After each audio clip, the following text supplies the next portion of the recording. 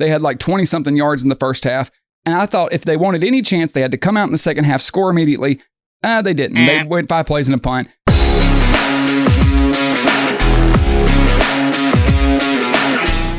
Well, the football season's over. Tristan, it's over. It's done. A city has been burned down to the ground. There's been lots of tears shed from fans that wear red. And also, history has been made, but also not the history we thought it would be. This Super Bowl. It will live in infamy inside your heart, I know, as one of the worst performances that you've ever seen displayed by Patrick Mahomes, Andy Reid, and the entire Chiefs team. Yep, that's that's needed. I'm glad that you finally came to grips with it, because I was going to ask you if you needed to do that, and you went ahead and did it anyway. So let's start off talking about the Chiefs. I know we typically talk about the winner first, guys, but since this is our show and Tristan's a Chiefs fan, we need to coddle him first. Let's talk about Patrick Mahomes. I want to target in on him first, and then we'll talk about kind of the other things I think maybe contributed to this loss. So it's something I found interesting. I was reading several articles and about maybe what went wrong. I was just trying to figure it out, because I knew that like the Eagles on paper outmatched the Chiefs, but not this bad, right? So I went to look at Patrick Mahomes' Super Bowl record, and he's been there 5 times. And through the first 3 quarters of all 5 games, his Super Bowl rating QBR is 70.17. All other quarters, meaning the fourth quarter of every other one of those games, his QBR is like over 100. So at what point does this need to be addressed so they can stay out of big deficits?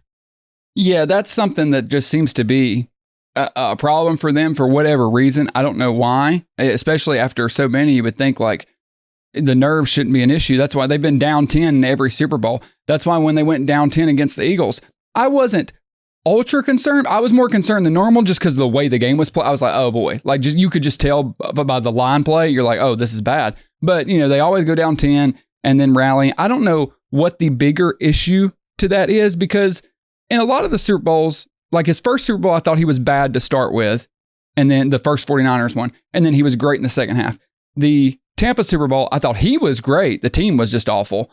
And then the second win against the 49ers and the win against the Eagles, slow in the first half, but I don't think he was bad, objectively. And then he rallied at the end. Maybe that's a bigger issue. Maybe that's the way Andy Reid schedules it. I don't know. They definitely have to look at that and figure it out. But the problem isn't necessarily getting down 10. It's getting down 10 when you have a roster like this. And this is where I'll say Patrick Mahomes, I think, and I've heard some other people say this, so I'm not reinventing the wheel here, but I really think this is true.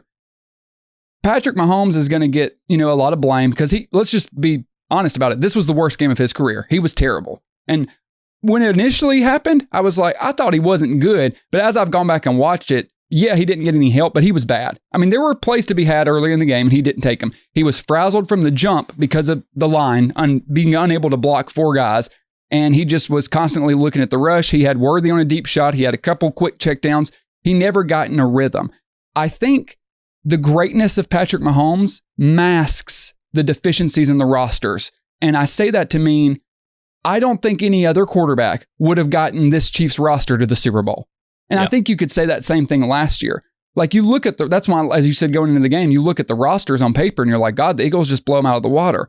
So in a sense, that is going to get held against Patrick Mahomes because he gets to the Super Bowl and gets blown out. But I would just say, and not being a Mahomes apologist because he was really bad in this game, no other quarterback would have taken that team to this Super Bowl. You know what I mean? He covers up for their deficiencies. He elevates all of these players and has-beens and brings them to this point. And that's why I think the Chiefs have to really look at their identity and do a big overhaul. I think it's essentially rebuild time, honestly.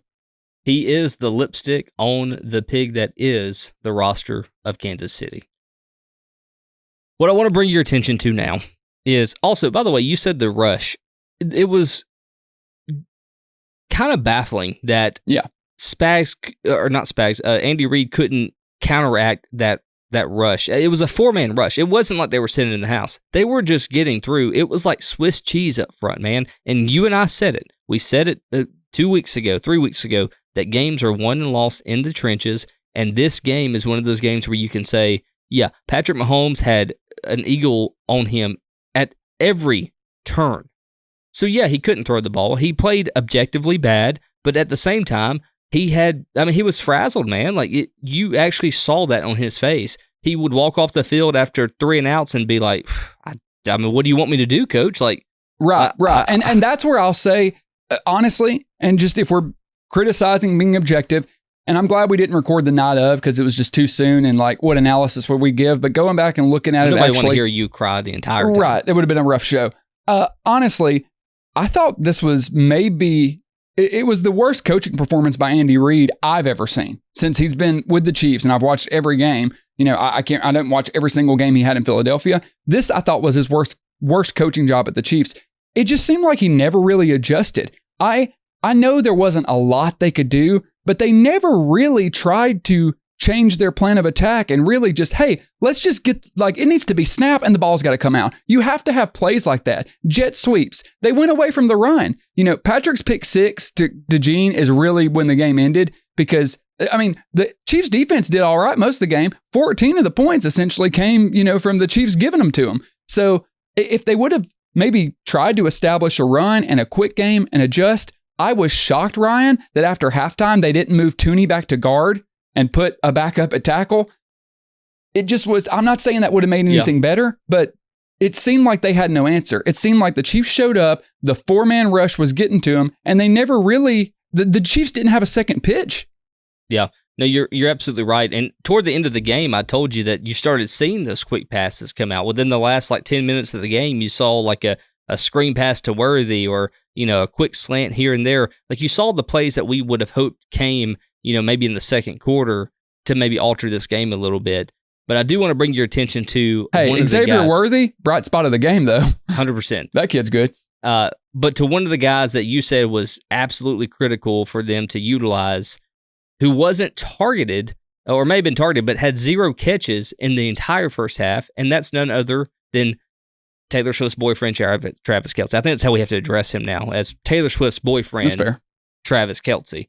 And we'll talk future in just a second, but I really just want to hone in on what happened this game. Do you think this was, during their game planning leading up until the Super Bowl, how important was it for the Chiefs to utilize Travis Kelce early to alter this game? And do you think if they were able to, would it have changed anything? Not necessarily. I mean, they were able to beat the Bills without Kelce. You know, I mean, they had guys. Just bring that up.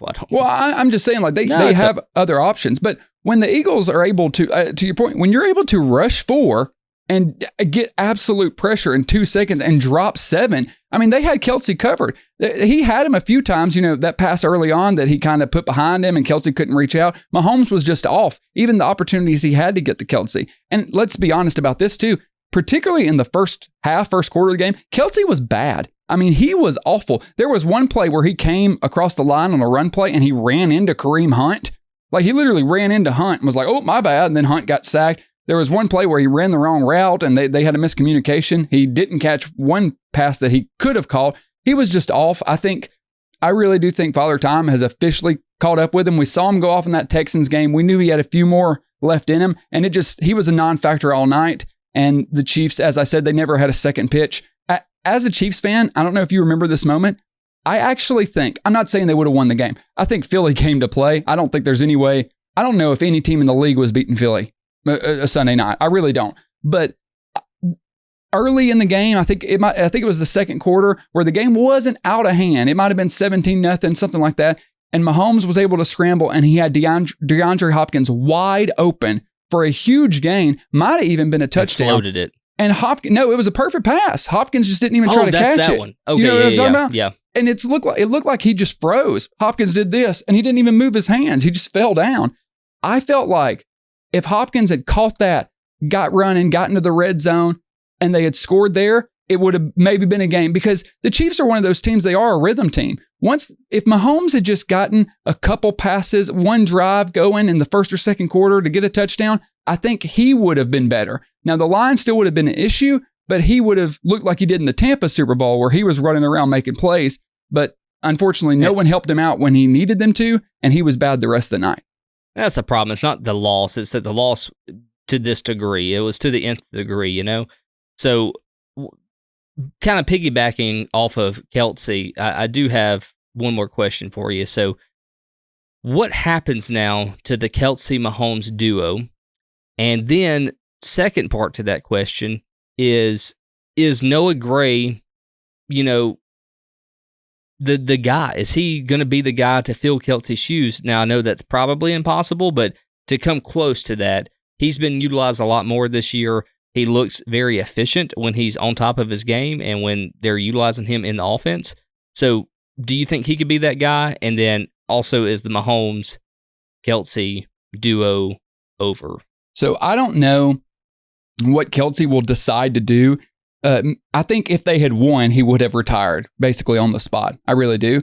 I think maybe now he'll want to come back. If I was him, though, I'm just like, how much do you have left in you? He's so limited. We saw this season, during the regular season, he was basically a non-factor. You know, he had like one good game, and then he had the Texans playoff game where he was tremendous. But even then, he would clearly slow down a bit, and he was bad against the Bills and bad in the Super Bowl. I just don't know. And I love Travis Kelce. I just don't know how much he has left in him. So I think it's time for them to go ahead. The Kelce-Mahomes duo that everybody had to watch out for, like Brady and Gronk, that's gone. You don't have to really worry about him that much. So even if he comes back, he's not a huge factor. As to your question about Noah Gray, no. Noah Gray's a solid tight end too, but that's all he is. I think the Chiefs need to target one. Maybe not in this draft because they're really going to have to hit the trenches, offensive, defensive line, because they're losing Trey Smith. Well, I'll talk about that in just a second. It just is they have a lot of positions they need to target. I don't know if tight end is at the top of that because with Rashee Rice coming back, obviously he'll be suspended, but you'll have Rice, you'll have Xavier Worthy. I mean, that's two solid receiver pieces. Maybe you bring Hollywood Brown back or not, but either way, they're not terrible in the wide receiver area. So you're starting to talk about all this, and there's an overarching question here that's maybe on a lot of people's mind, but is the dynasty over? Hard to say as of right now. I think there's a good chance, yes, but not in the way some people think. Because when you think about the New England Patriots, a lot of people say, yeah, it's a dynasty. But the New England Patriots is really... gap. Exactly. It's really two particular dynasties. I think this dynasty, from the Super Bowl 2 years ago to now, that little run with these group of guys, yeah, that's over. Can they get back next year? Probably not. Probably not going to make it back next year. I don't know. Although we thought that this year. That's true.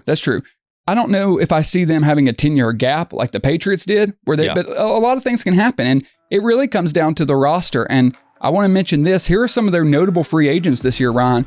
Hollywood Brown, DeAndre Hopkins, Kareem Hunt, DJ Humphries, who was going to be the tackle, but then he got hurt. Right guard Trey Smith, who is one of the best guards in the league. He's gone because someone's going to pay him a king's ransom. Nick Bolton, great linebacker. Justin Reed, really our only great secondary player besides McDuffie. Omenihu, Mike Pennell, Derek Nottie, all rotational pieces on the defensive line. This is going to be Brett Veach's biggest test. It absolutely is. And I think the Chiefs Brett Veach and Andy Reid have to look and ask themselves, what do we want to be offensively? Because if we remember the way this Chiefs dynasty has gone, it started with Mahomes coming out as a rookie, hitting you over the top with Tyreek Hill, bombs away, putting up 50 points and not a lot of defense, but it didn't matter because he would score 50 on you and everybody was like, holy crap, what's happening?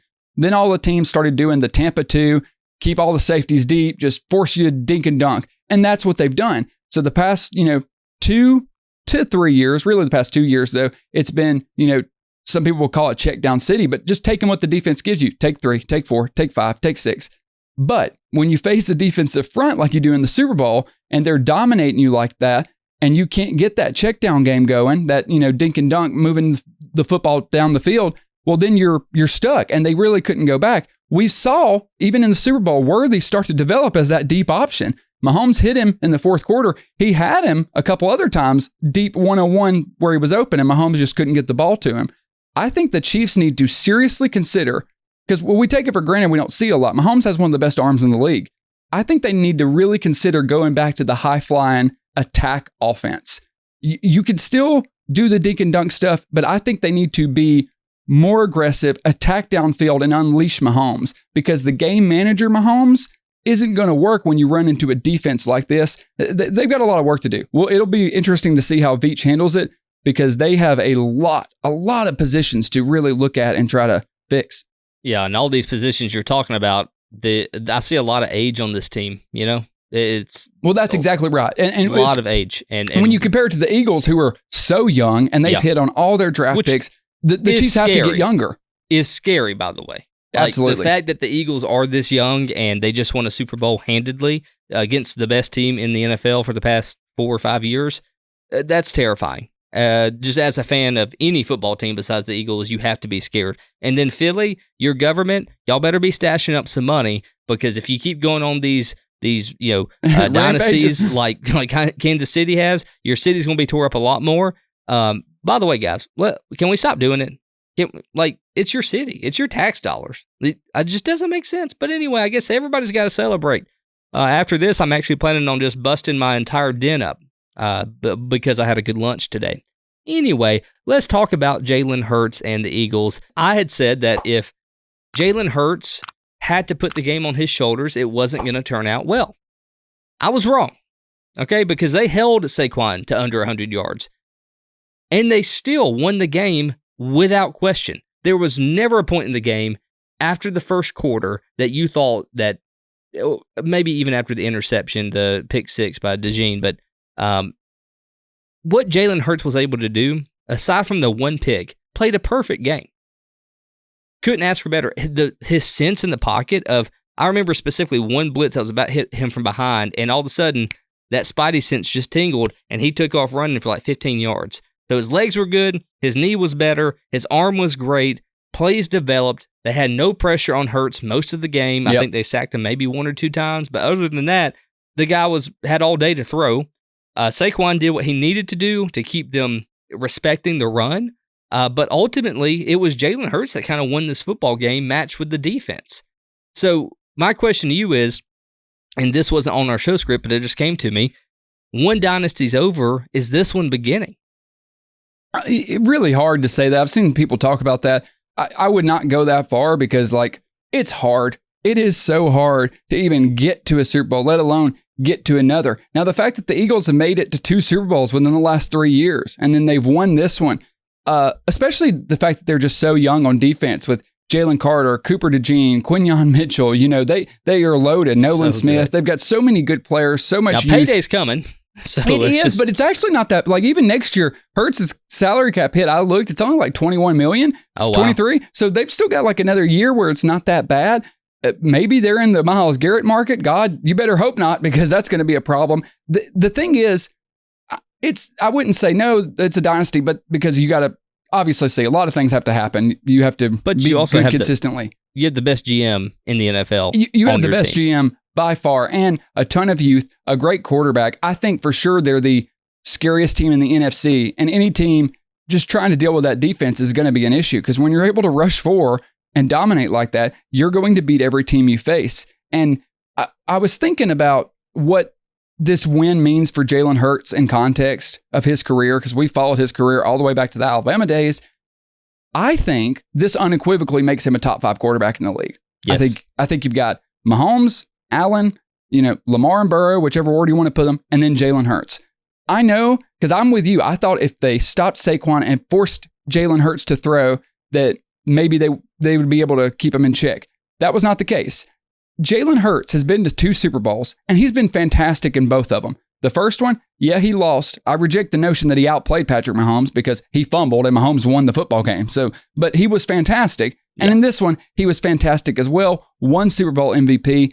I think at a certain point, you just have to stop doubting the guy. He has cemented himself as a top quarterback. Maybe it's not as flashy. Maybe if you put him on this Kansas City team, would he take them to the Super Bowl? Absolutely not. No doubt. So there are levels to this. But for what Philly wants him to do, for the leader he needs to be with Howie Roseman and with Nick Sirianni and with that organization, he is exceptional. And it really is impressive to go from a guy benched in the national championship game for Tua, transfer to Oklahoma, be drafted 2nd round when they had Carson Wentz on a big contract, go to a Super Bowl, lose it, and then take your team back 2 years later, defeat one of the greatest dynasties in the sport, and win Super Bowl MVP.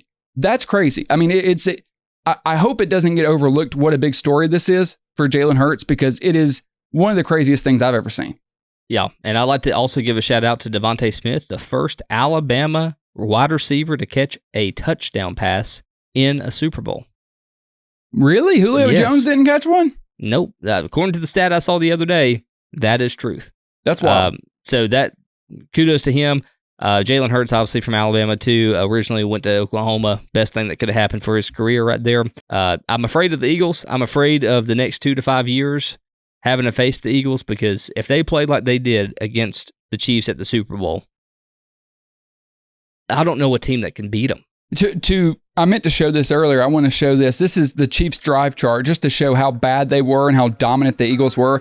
Look at the Kansas City drive chart. First half, punt, 4 plays and a punt, 3 plays and a punt, 3 plays and a punt, a pick 6, 3 plays and a punt. I mean, absolutely terrible. They had like 20-something yards in the first half. And I thought if they wanted any chance, they had to come out in the second half, score immediately. They didn't. They went 5 plays and a punt, 5 plays, turnover and downs, and then they got the touchdown, the fumble, the 2 touchdowns at the end in garbage time. As you said, Sirianni was already having the Gatorade bath at that point. Didn't matter. Absolutely incredible performance. Ryan, this is one of the most dominant Super Bowl performances ever. Yep. Definitely recently. It makes me think of the Peyton Manning Broncos versus the Seahawks Super Bowl, where Manning had the great regular season, and then the Seahawks just absolutely destroyed him. I love Jalen Hurts and credit. The MVP of the Super Bowl should have been that defensive line. They should have given it to those 4 guys. Congratulations to Philly. Obviously, I'm a Chiefs fan. I'm not spoiled, man. We've had such incredible success. I hate getting blown out because I just wanted to see a good Super Bowl. But, man, the better team came to play, and the better team, we said before the game, if you want to beat the Chiefs, you can't, have it going back and forth and have a 1 score late. You have to demolish them. And that's what Philly did. They came in ready to beat them. They pulled off the gloves and they went to war. It was really impressive. And the future's bright for them. All right, guys, that is it. Shorter episode this week. We just wanted to hit on the Super Bowl. Thank you all for being with us this season. Ryan, thank you for being with me. I hope you all like the channel, like the video, subscribe to the channel. We're trying to get to 1,000 subscribers before we kick off next year. And just because the season is over, Ryan, we're not going anywhere. We'll be here right here talking football every single week. We'll have videos coming out, talking free agency, doing all of the draft content. We will not be going anywhere. Come and join us every week on this YouTube channel. Have some fun chatting football with your 2 favorite idiots covering one sport. For Ryan, I am Tristan. We will see you guys next week. Congratulations to the Philadelphia Eagles. Goodbye.